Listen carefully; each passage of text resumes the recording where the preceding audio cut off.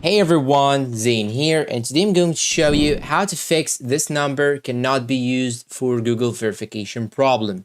First thing you should do is to simply make sure that you turn off the airplane mode. So if you are turning it, you should make sure that you have turned it off, and after that you should check your connection. If you are using the Wi-Fi, you can simply try use another network, or you can use your mobile data instead of your Wi-Fi, or if you are using your mobile data, try to use the Wi-Fi instead of your mobile data. Now, after you try these steps, you can simply try again and see if the issue is fixed or not. If it didn't work, you can now jump into the next step. Now, to do that, you should go to the settings, then you should scroll down till you navigate to apps. Now you have to click on manage apps, or you can simply search for Gmail. Now I'm gonna search for Gmail here in the apps. Just tap on it, then it will show you this page. Now you can simply go to storage, then click on clear data right here, then click on clear cache, this option right here,